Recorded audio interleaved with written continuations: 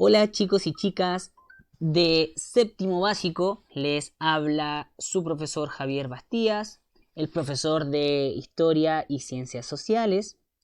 Primero que todo, espero como siempre que se encuentren muy bien, cuidándose, protegidos en sus hogares junto a sus familias, respetando y tomando conciencia de lo que está aconteciendo en Chile y en el mundo, ¿ya? eh, para que de esta forma nos podamos volver a encontrar en un tiempo próximo en las aulas de clases, aprendiendo, interactuándonos de forma distinta de lo que es en este momento, pero que a pesar de aquello debemos, ¿cierto?, empezar a ver con madurez, con responsabilidad, estas oportunidades de aprendizaje. Ya sé que no son las más óptimas para nadie, pero que tienen que tener un grado de conciencia y responsabilidad. Ya pronto nos encontraremos en las clases, así que ánimo, mucho ánimo, y los invito el día de hoy, ¿cierto?, a poner atención en esta explicación de la guía de apoyo pedagógico número 4, ya de la asignatura de historia, y que viene, señoritas y caballeros, a empezar a cerrar, empezar a atar algunos últimos cabos del primer tema que hemos visto hasta el momento, que es el proceso de hominización, este proceso tan complejo y tan largo, que ya va concluyendo y prácticamente ya ha aparecido y ya se ha formado lo que se conoce como el Homo sapiens sapiens, que sería el espécimen, ¿cierto?, de los homínidos más actual, que en teoría seríamos nosotros, ¿verdad? Así que los invito a poner mucha atención en estos últimos elementos que, si bien algunos pueden ser repetitivos, pero que vienen nuevamente, como les decía, a reforzar y a atar algunos cabos sueltos que pueden quedar por ahí. Así que los invito nuevamente también a que retomen los contenidos pasados de todo lo que hemos visto, las guías, los videitos que hemos trabajado, para que pueda ser recibido de la mejor forma posible, ¿ya? El día de hoy vamos a ver específicamente el surgimiento de los estados y de las primeras civilizaciones. Hemos llegado al punto crítico de la evolución de la especie humana. Finalmente, llegamos desde un homínido primitivo a un ser pensante, capaz de crear herramientas y controlar el fuego, y por sobre todo dominar el medio ambiente en el cual se encuentra. El ser humano ha logrado sobrevivir y prosperar, creciendo constantemente tanto en lo intelectual como en las habilidades, dominando y aprendiendo nuevos elementos que van apareciendo en su complejización. Como les comentaba, hemos visto desde el primer homínido, ¿cierto?, hasta lo que finalmente logra o se establece como el ser humano o el Homo sapiens sapiens, un ser pensante, un ser que puede utilizar herramientas, recuerden, que puede construir, que puede crear, pero además es muy importante que puede dominar el medio ambiente. ¿A qué nos llamamos con esto? Principalmente a la creación y dominio de la agricultura y la ganadería, que son fundamentales para entender la prosperidad de esta especie humana. La sedentarización y la construcción de obras para aumentar la producción, tales como canales de regadío, contribuyeron al aglutinamiento de la población, especialmente en las zonas fértiles con mayor disponibilidad de agua, surgiendo así las primeras ciudades, los primeros grupos humanos, ¿cierto?, y que se van a establecer en esta denominada luna media fértil. Importante, chicos, recuerden que cuando el ser humano logra alcanzar o dominar, ¿cierto?, la agricultura y la ganadería, deja de ser nómade y se transforma en un ser sedentario, porque tiene al alcance de las manos, ¿cierto?, la producción de alimento, que es lo fundamental para este periodo. Sin alimento el ser humano o cualquier especie se muere. Por lo tanto, cuando logra alcanzar esto, comienzan a aglutinarse, a haber mayor cantidad de individuos, de grupos que se transforman en sociedades, en pequeñas ciudades. Como lo vimos también en la denominada luna media o media luna fértil o febril, donde se confluyen o se juntan principalmente las primeras grandes civilizaciones, los primeros grandes grupos humanos. ¿Ya? Eso es súper importante. Aquí este es el mar Mediterráneo, Europa, y acá está Asia, ¿verdad? Y en esta media luna fértil, que es imaginaria, ¿cierto? Se van a juntar algunos o van a aparecer los primeros grupos humanos, que lo vamos a ver con posterioridad. La mayor disponibilidad de alimentos permitió que los seres humanos guardaran los excedentes, o sea, lo que sobra, para tiempos de escasez, y que ya no todos se dedicaran a la producción de ellos, sino también a otras actividades como la alfarería, los tejidos, los trabajos diversos, creando diversos utensilios o armas de metal o otros materiales. Es importante, chiquillos, que entiendan que antes, el primitivo, todos, absolutamente todos trabajaban y todo giraba en torno a la búsqueda de alimento. Era lo fundamental. Ahora ya no es necesario que todos produzcan el alimento porque ahora se puede producir muy fácil con la agricultura y la ganadería. Por lo tanto, va a haber tiempo de ocio, entre comillas ocio, un ocio positivo, un ocio que les va a permitir al ser humano, al Homo sapiens, dedicarse a otros nuevos elementos que antes no podía. Por lo tanto, va a tener ese tiempo suficiente para poder diversificar las actividades diarias. Entre ellos, como ahí decía, ¿cierto? La alfarería, la producción de armas, el tejido, la minería posteriormente, entre otros.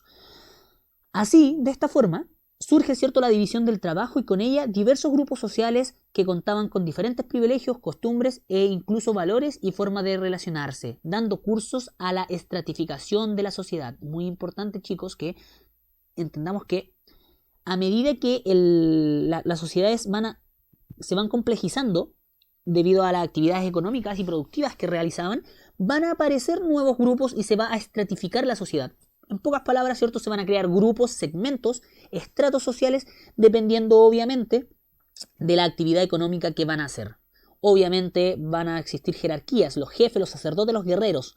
Van a ser los grupos privilegiados que dirigen y controlan el conocimiento de las armas. ¿Por qué razón? Porque ellos son los que van a la guerra, porque ellos son los que van a cazar, ellos son los que van a tener ese manejo y ese control, por lo tanto van a tener también una mayor jerarquía. Van a haber los grupos nuevos que van a aparecer, que van a ser herreros, orfebres y comerciantes, que van a ser los que tienen o hacen circular la economía y las actividades entre los grupos sociales.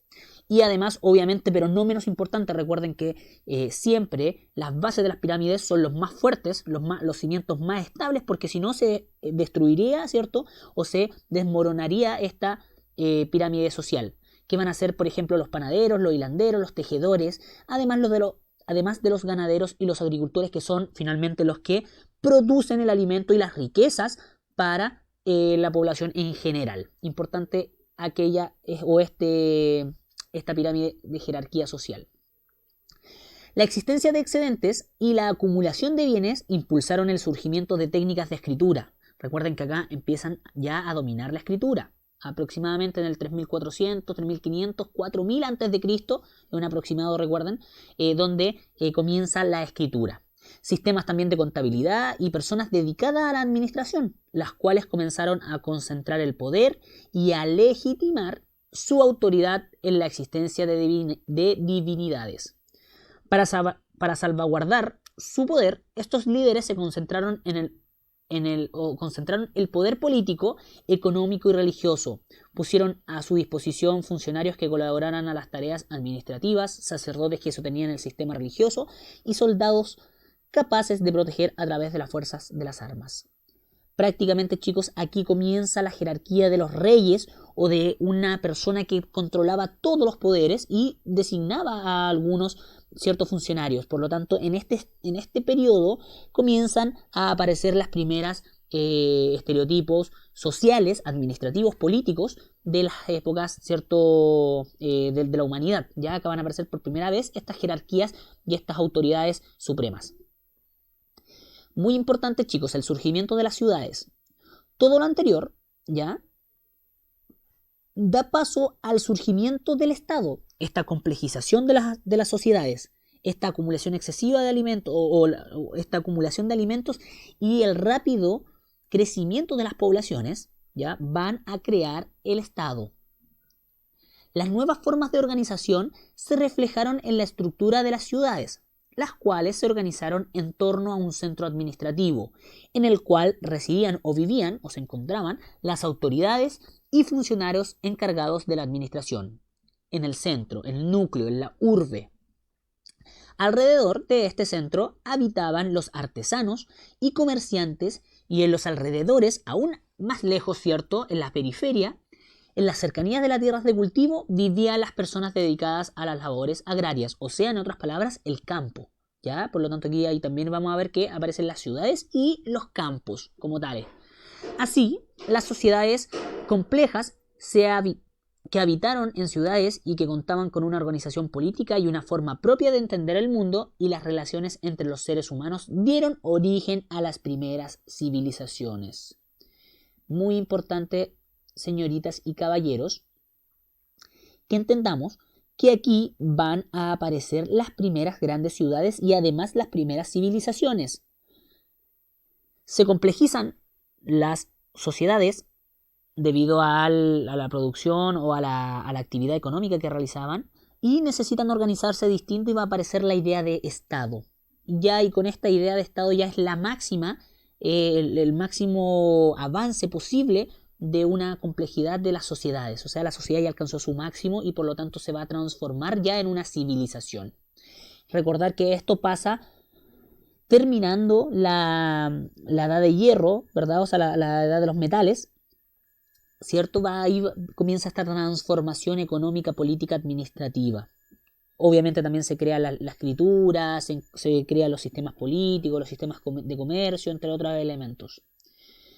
Nuevamente, esta otra imagen, de hecho esta imagen la hice yo, donde mostramos, ¿cierto?, las primeras civilizaciones agrícolas, porque recuerden que todo gira en torno a la agricultura y la ganadería.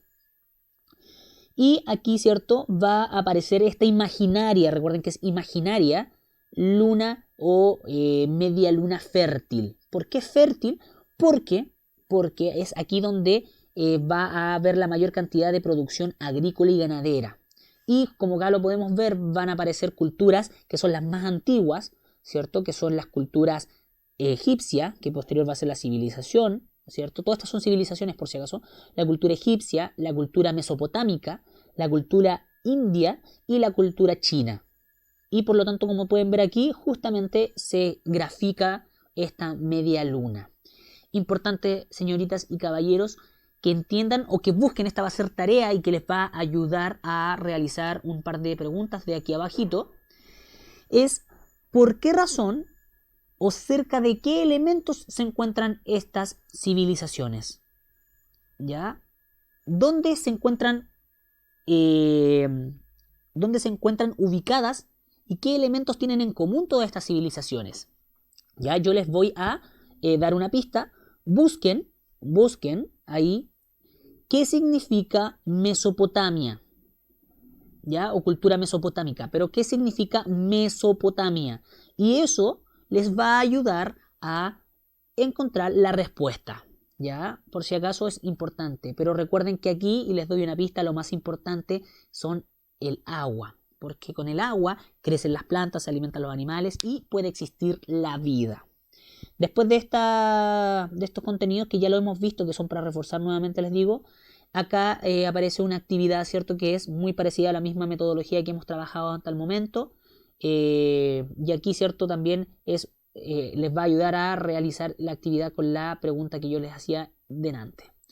Ya, señoritas y caballeros, me despido muy afectuosamente, les mando un fuerte abrazo, espero que pronto nos volvamos a encontrar en las aulas de clase. Por lo tanto y por mientras, los invito a mantenerse activados, siempre en movimiento, pensando, viendo qué hacer sanamente, obviamente utilizando el tiempo y esforzándose un poquito y siguiendo esforzándose en estas actividades que se demanda con mucho esfuerzo todos los profesores. Nuevamente, chiquillos, un afectuoso, un cariñoso abrazo. Espero que se encuentren muy bien, sigan cuidándose y espero verlos muy pronto. Les manda un muy fuerte abrazo el profesor Javier.